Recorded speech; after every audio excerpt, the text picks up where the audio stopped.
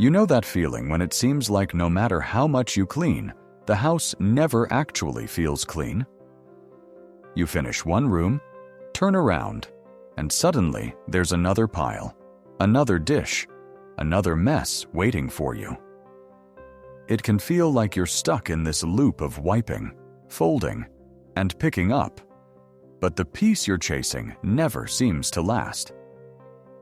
The truth is, most people don't actually want to spend their whole day cleaning. We just want our homes to feel comfortable, calm, and easy to live in. The thing is, a tidy home doesn't come from scrubbing non-stop or buying fancy organizing bins. It comes from small, consistent habits that stop the mess before it even takes over. The people who always seem to have that peaceful, uncluttered home. They're not cleaning all day. They've just built in these little routines that keep things from piling up. And once you start doing the same, you'll notice the difference right away. Now, let me ask you something. Be honest with yourself. When you walk into your living room or kitchen, do you immediately feel at ease? Or do your eyes go straight to the things that are out of place? Maybe it's that pile of mail on the counter, or shoes that never quite make it to the closet. What tends to grab your attention first? For most of us, it's not the dirt. It's the clutter. And clutter is really just postponed decisions, things we put down instead of putting away, piles we mean to sort later, cups and mugs we'll deal with in a bit. That's why it feels endless, because the clutter keeps regenerating, like laundry that never actually finishes. But here's the good news. You don't need more time, and you don't need more energy. What you need are habits that work with your brain, not against it. Small things that stop clutter from growing in the first place. When you do that, the house feels lighter and calmer without exhausting yourself. And trust me, this isn't about perfection. Nobody's home is spotless 24/7, and it shouldn't be. But when you set up a few simple habits, you'll stop that constant frustration of always catching up. Instead, your home starts to stay comfortable on its own. So today, I'm going to share 10 habits that tidy people use, things that make their homes feel welcoming without long cleaning sprees. Some of them only take seconds, but they add up in such a big way. And I'm not talking about rules that require special tools or complicated systems. These are things you can start today, just using what you already have. Oh, and before we get into the habits, let me ask a quick question for fun. Which city are you watching us from? I always love seeing where everyone is tuning in from. It makes this feel a little more like a real community. All right, back to the habits. Think of this as a shift from spending hours cleaning to living with easy routines. Instead of trying to control the whole house at once, you'll have little ways of keeping things under control all the time.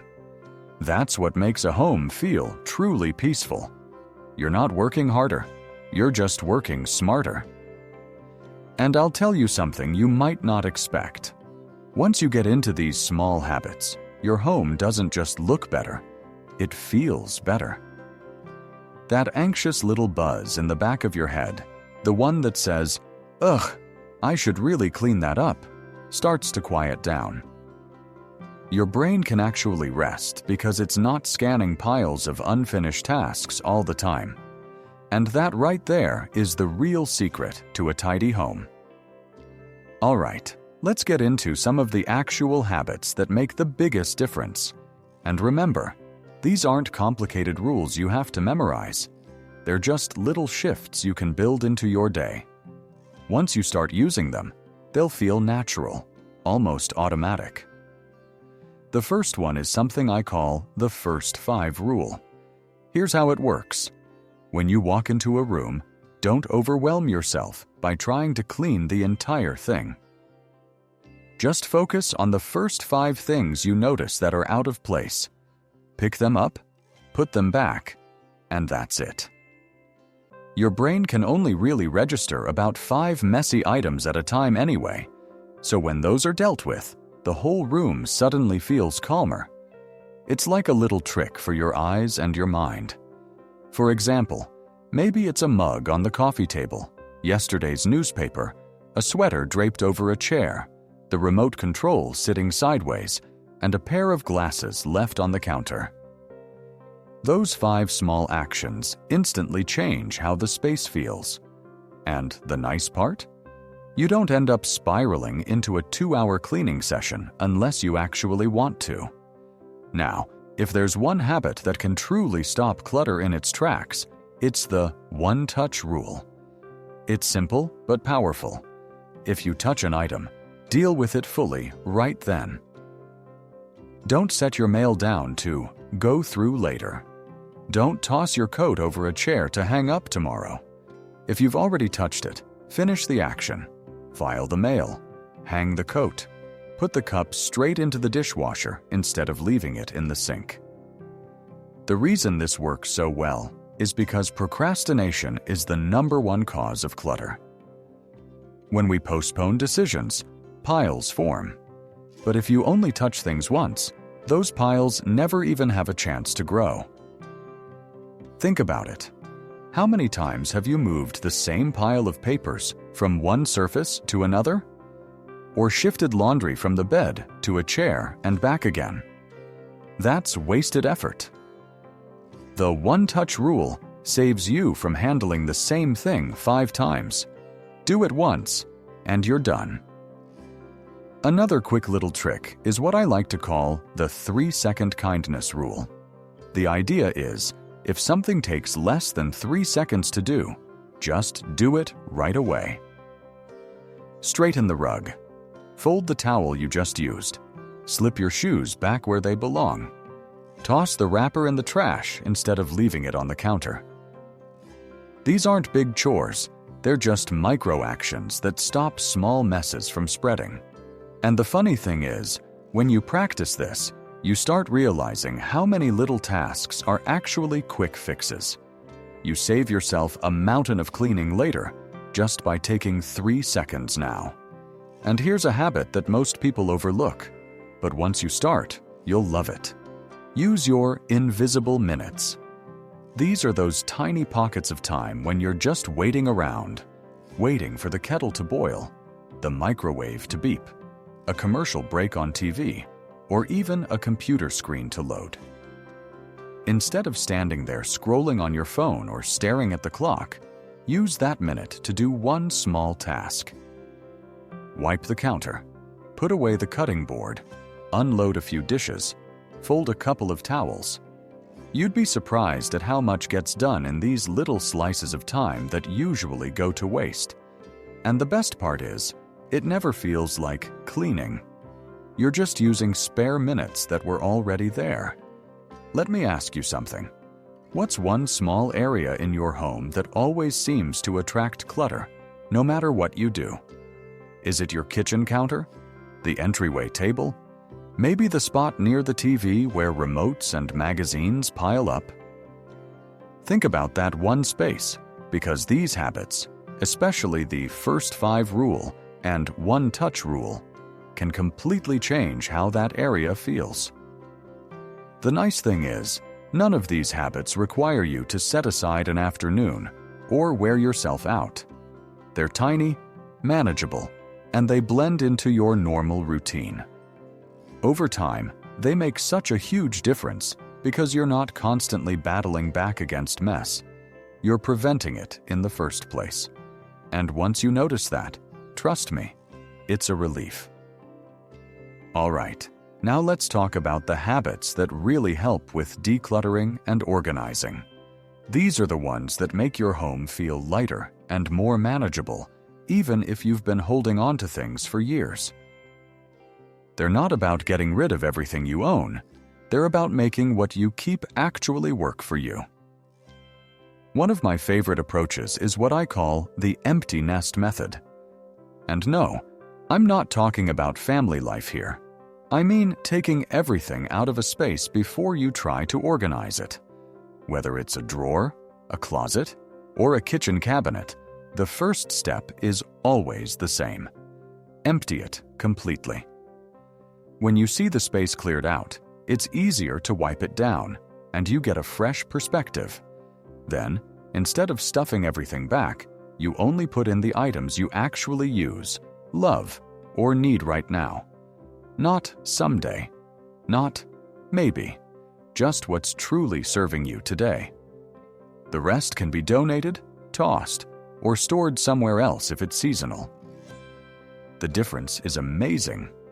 You're not just rearranging clutter, you're deciding what deserves to live in that space. Now, if the idea of decluttering feels overwhelming, there's a trick for that too. The 15-minute promise. It's exactly what it sounds like. Set a timer for 15 minutes, tackle one small area, and stop when the timer goes off. That's it. You'd be shocked at how much you can accomplish in just a quarter of an hour. Maybe it's sorting one shelf in the pantry, or clearing half the nightstand drawer. The point is, you don't need a marathon cleaning day. Short, consistent bursts will add up so much faster than waiting for the perfect time to do it all at once. And let's be honest, that perfect time almost never arrives. Once you've cleared things out, it helps to create what I call clear zones for every type of item. This simply means giving things a designated home. Scissors always go back in one drawer, chargers in one basket, paperwork in one spot, medicine in one cabinet. When you create these zones, you're not only making your home tidier, you're saving yourself from that endless game of hide and seek. No more wandering around asking, "Where did I put that again?" When everything has a place, you use less energy, you avoid frustration, and the house just runs smoother.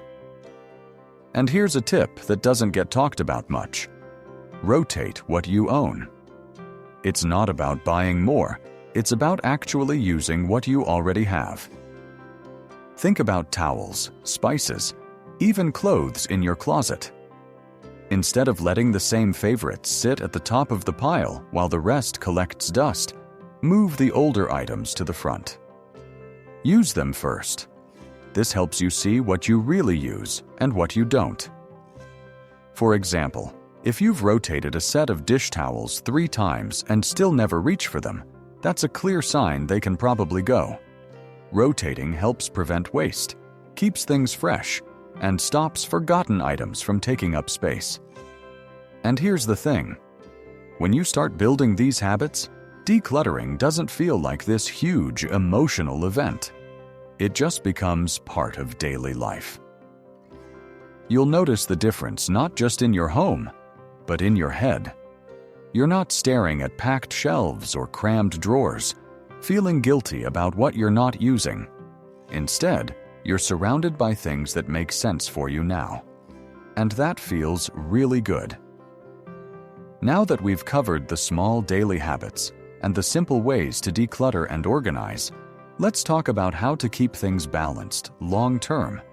Because the truth is, it's one thing to clear a space once, it's another to make sure it doesn't fill back up again. That's where a few mindset shifts come in.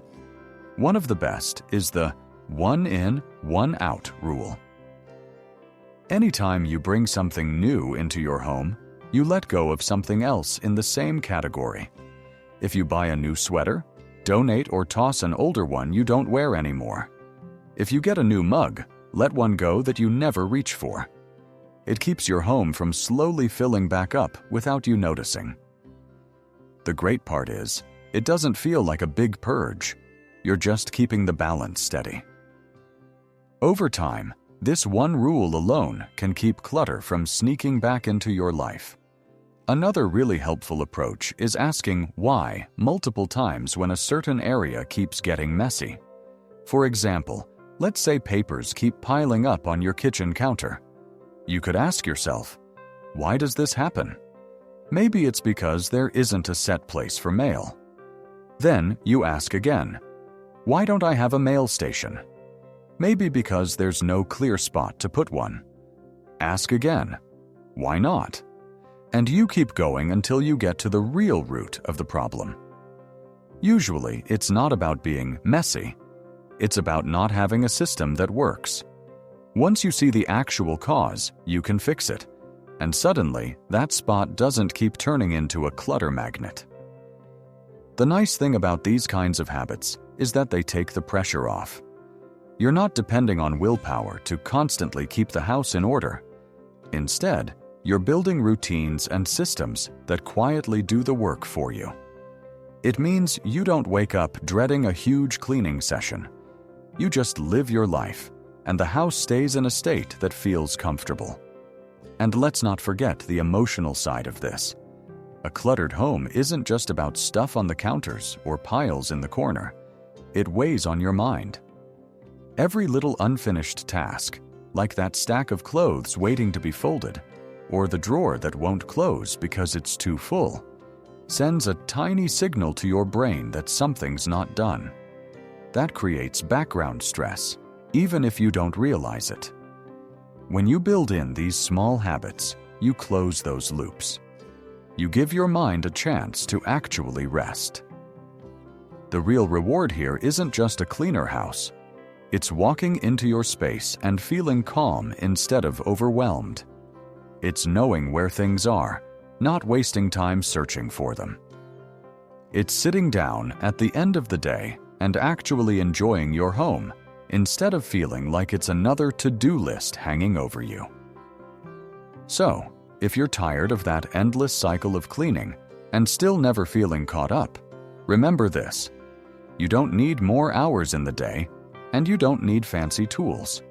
You just need small, consistent habits that fit naturally into your life. They don't take more effort. They take less, because you're not dealing with the same mess over and over again. And that's the secret tidy people know. A peaceful home isn't about cleaning harder. It's about living with little routines that keep things easy. Once you start, you'll see how quickly your space feels lighter, calmer, and more welcoming. And honestly, that feeling is worth every small habit.